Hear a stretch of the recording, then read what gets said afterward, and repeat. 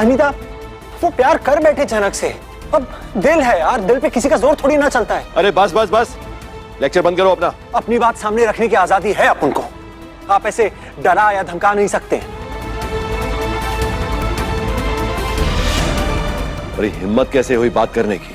हाँ, मुझसे जुबान लड़ा रहे हो, जानते हो मैं कौन हूं? हिम्मत तो बहुत है मेरे अंदर, भर भर के। शायद हिम्मत की कमी आपके अंदर है।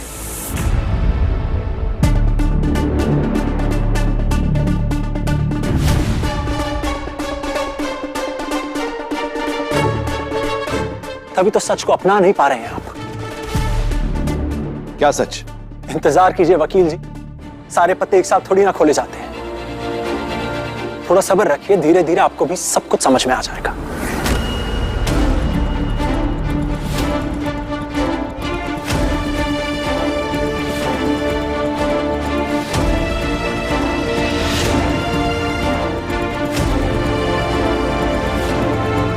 कहीं कमिश्नर इनके साथ मिलकर मेरे खिलाफ कोई प्लान तो नहीं बना रहा?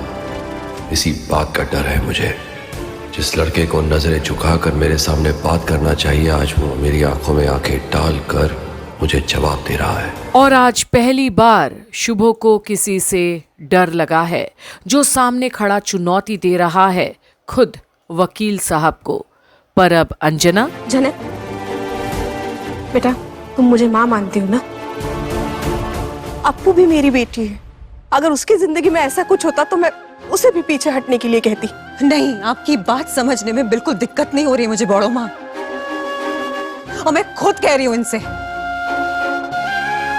ये आपका बच्चा है तो आप इसकी जिम्मेदारी लेंगे। इज्जत दीजिए, आप समझे ना? अर्शी दीदी को और इस बच्चे को भी,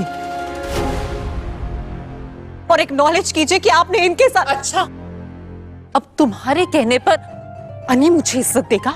नहीं, मैं सिर्फ अपनी जिम्मेदारी निभा रही हूं अर्शी दीदी, क्योंकि मुझे पता है मेरे कहने ना कहने से किसी को यहां फर्क ही नहीं पड़ता है। लेकिन क्या है ना कि शादी थी मेरी, तो अपनी बात रखने का हक तो मेरा भी बनता है ना। तो तैयार हो जाइएगा, जो अधूरी शादी थी ना उसे पूरा करना है।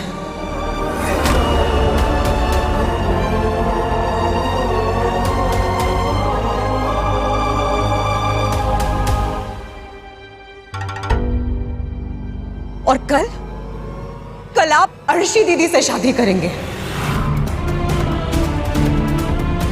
क्योंकि उनके पेट में आपका बच्चा है, इसीलिए आप उन्हें पूरा सम्मान देंगे, सम्मान के साथ यहां लेकर आएंगे।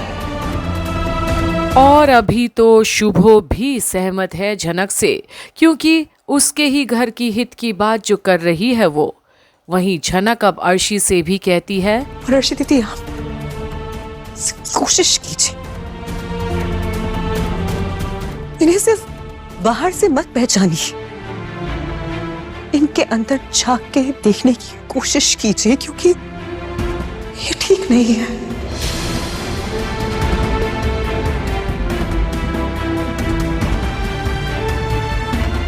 ये बहुत बहुत बहुत बीमार है। एक मिनट, मैं समझ नहीं पा रहा हूं। मेरा बेटा बीमार है और ये बात हम नहीं जानते, तुम जानती हो? ये कैसा सवाल कर रहे हैं हम? आपके बेटे ने आपको नहीं बताया तो इसका जवाब मैं कैसे दे सकती हूँ आपको?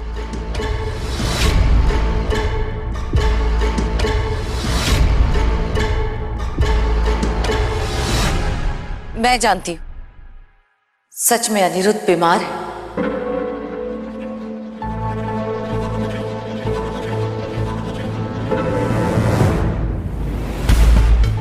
जनक प्लीज मेरी बात समझने की कोशिश करो एक बार।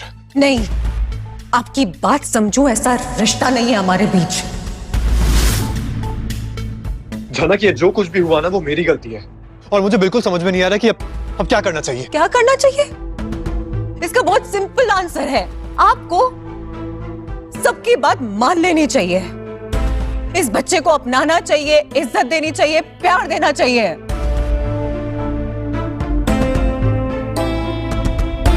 और मियां बीवी के बीच जब सब कुछ सही होता है ना, तभी बच्चा होता है।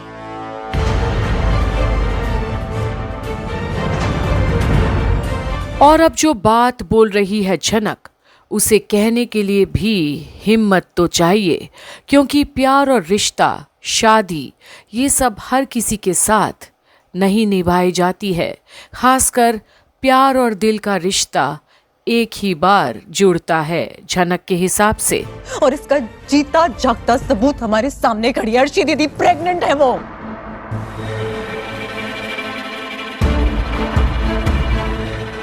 जो कुछ भी आपने बोला वो सब झूठ था। गुमराह किया आपने मुझे। नहीं जनक, मैंने तुमसे कोई झूठ नहीं बोला है। या तो तुम इससे झूठ बोल रहे हो या मुझसे झूठ बोला है तुमने, या फिर शायद मैं झूठ बोल रही हूं अनी, है ना? और शायद मेरे होने वाले बच्चे के बाप तुम हो ही नहीं। ऐसा करो, ये भी झुठला दो अनी कि तुम्हारे और मेरे बीच में कोई फिजिकल रिलेशन था ही नहीं। ये कहना चाहते हो तुम? अर्शी, मेरे कहने का बस ये मतलब है कि मुझे कुछ याद नहीं है, क्योंकि आई वाज ड्रंक और मैं होश में नहीं था। इसलिए मुझे समझ में नहीं आ रहा है कि तुम कहना क्या चाहती हो। याद नहीं है, होश में नहीं थी, इन सब बातों का क्या मतलब है?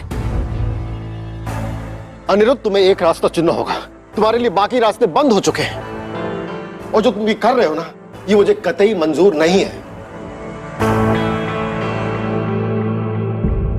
तुम्हें अर्शी के बच्चे को उसके पिता का नाम देना होगा,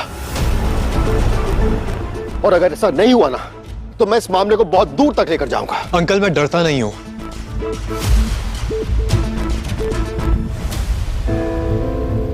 अगर अर्शी प्रेग्नेंट है और जैसा ये कह रही है कि ये मेरा ही बच्चा है, तो मैं इस बच्चे की जिम्मेदारी लूंगा।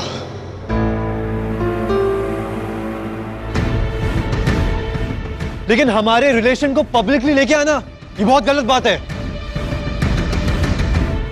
और क्योंकि ये प्रेग्नेंट है, इसका ये मतलब नहीं कि हमारे बीच सब कुछ सही चल रहा है। पता है क्यों? मैं कैसे समझाऊं? मुझे खुद कुछ समझ में नहीं आ रहा है। अगर अच्छा नहीं चल रहा था अनिरुद्ध, तो ये सब कैसे हुआ? हाँ, या फिर सिर्फ एक दिन के लिए इस पर दिल आ गया था तुम्हारा, इसलिए हुआ? जनक, ये सिर्फ एक गलती थी।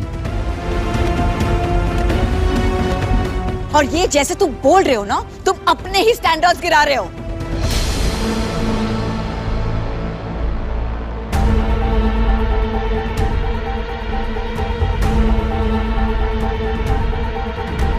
और आज सबके सामने अनी जलील भी हो रहा है, उंगलियां भी उठ रही है, सवाल भी हैं, पर अनी को कुछ समझ में नहीं आ रहा कि हो क्या रहा है। क्या वाकई में अर्शी प्रेग्नेंट है भी या? पर तभी दादा बोलते हैं अनी को, अनी, सब तुम्हारे फैसले का इंतजार कर रहे हैं। मेशो मोशाय फैसला हो चुका है। अनिरुद्ध ने एक्सेप्ट कर लिया है कि वो बच्चा इसी का है।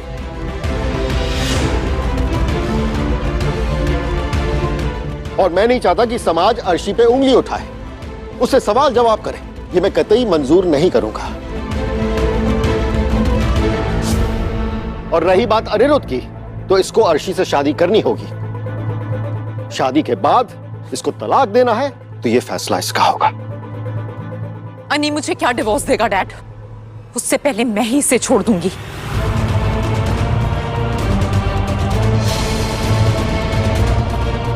मुझे कोई प्रॉब्लम नहीं, मैं इस बच्चे को अकेले पाल सकती हूँ। सिंगल मदर नहीं, एक डिवोर्स ही कहलाऊंगी।